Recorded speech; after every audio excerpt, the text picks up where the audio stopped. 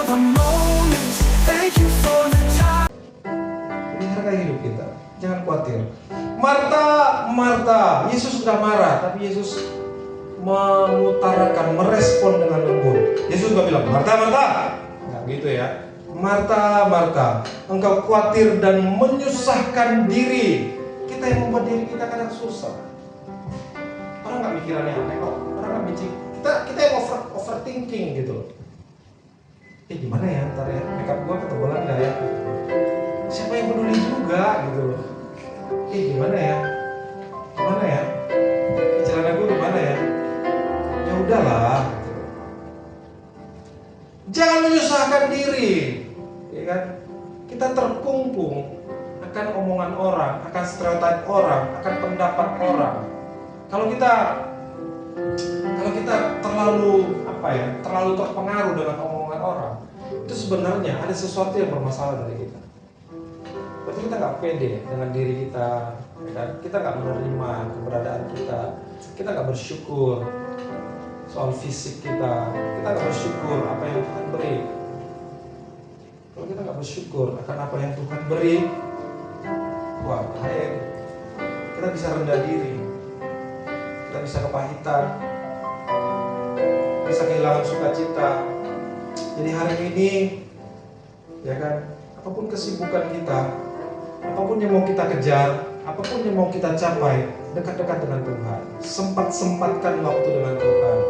Sempat nggak sempat, harus sempat.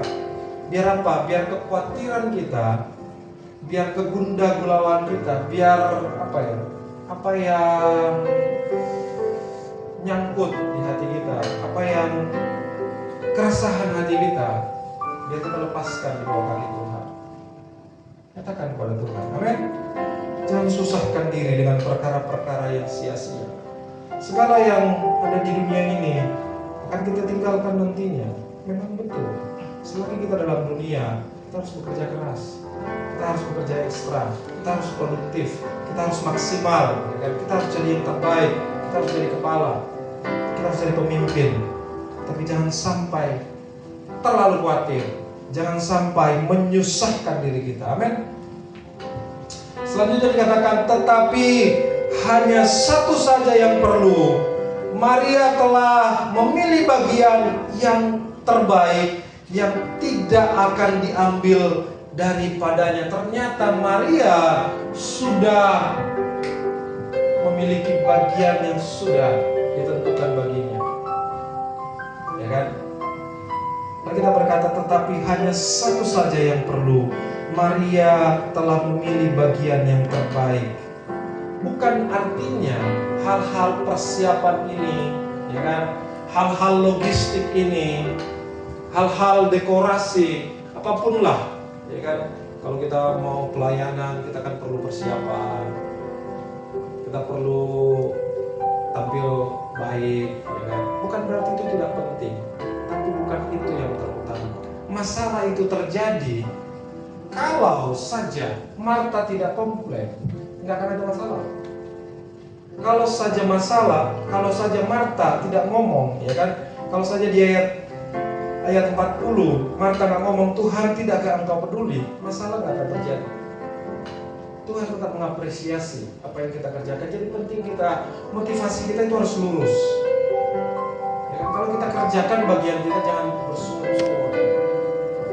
Jangan karena kita gitu kan, kita sudah mengerjakan menurut kita maksimal gitu.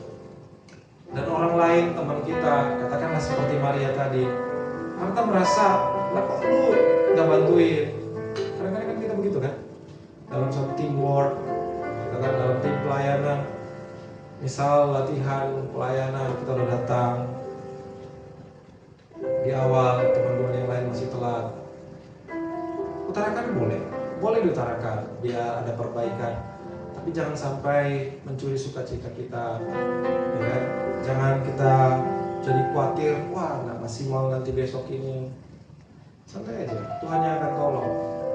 Kita khawatir juga nggak mengubah keadaan, malah memperburuk keadaan. Amin. Tuhan berkata, tetapi hanya satu saja yang perlu. Maria telah memilih bagian yang terbaik, ya kan?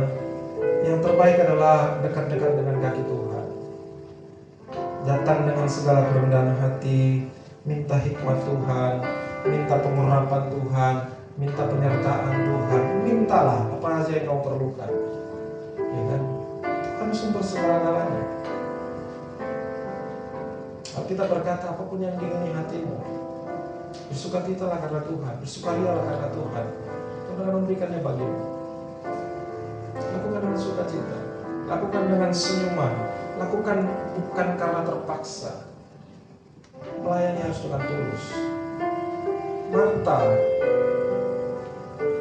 dia keberatan, dia tidak fokus darinya. Kalau saja dia tidak komplain, kalau saja dia tidak mempermasalahkan Maria yang tidak membantu dia, tidak akan ada omongan ini. Kadang-kadang kan kita begitu. Toh juga kita akan kerjakan, tapi ngedumel dulu, ya kan? Buat terus. Saya terus, ya kan? Toh kita kerjakan. Tapi beda hasilnya. Kalau ketika kita kerjakan tanpa komplain, itu hasilnya lebih maksimal. Penerimaan dari orang yang memberikan perintah itu pasti beda.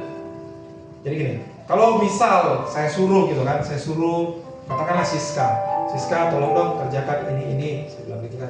Oke kak, saya kerjakan. Itu pasti saya senang sekali kan. Nah, tapi beda halnya ketika saya bilang Siska tolong dong kerjakan ini.